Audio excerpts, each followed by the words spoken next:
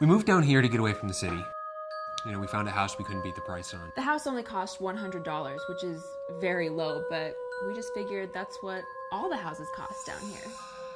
Bob and Cindy White noticed something strange about the house, but attributed it to the property's age. I'd be on the internet doing research, and I'd all of a sudden, you know, I'd be taken to these right-wing websites. I just figured I had a virus. I collect dolls, and I'd set them up in the morning. When I come home from work, half of them would be knocked down. Before long, it became impossible to ignore the truth about the Whites' new acquisition. Yeah, we invited our friend Troy over for a barbecue, and we really wanted to impress Troy. It's really important what he thinks of us because he's our only black friend. The Whites invited their black friend Troy to come over to the house for an all-American, ethnically diverse backyard barbecue. So I go over to their place for hot dogs and, to watch the game in their new house. You know, I was having a good time. You know, I felt relaxed. Then I had to go to the bathroom.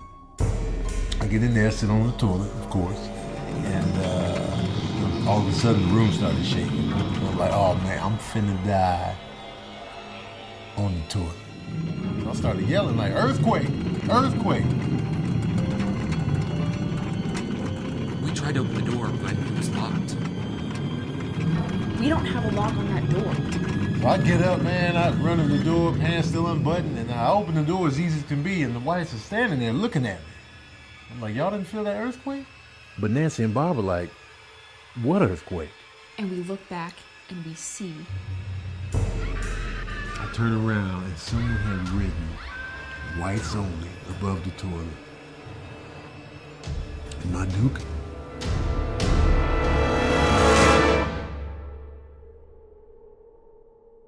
We didn't write that, okay? We don't agree with it. We don't. The Whites finally saw what was under their nose the whole time.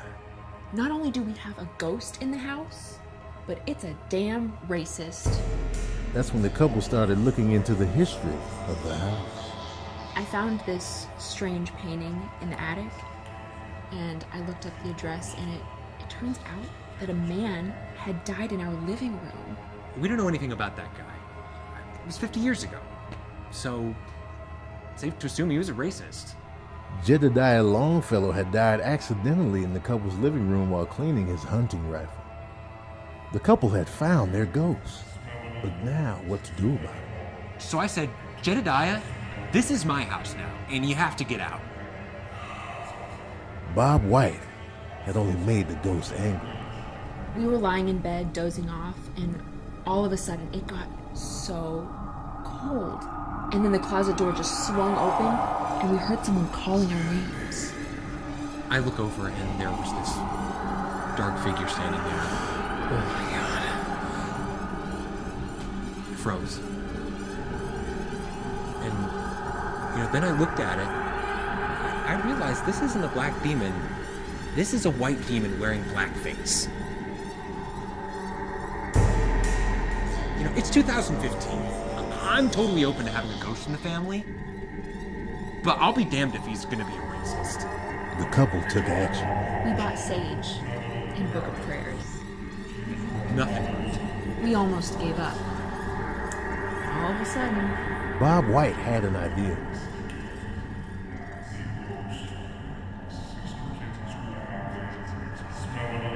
Cuba to be transformed overnight. But I believe that American engagement through our embassy, our business, now our president is black. The South lost the war, and now our president is black.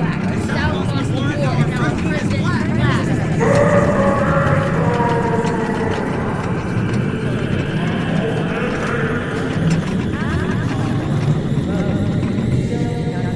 From NPR News in Washington, I'm Lakshmi Singh, saying this is what changed. And that was the last time we ever saw him.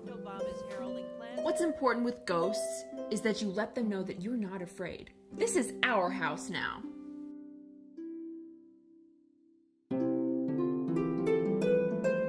So what do you think happened to the ghost? Just some guy that doesn't even have a body. Fuck him.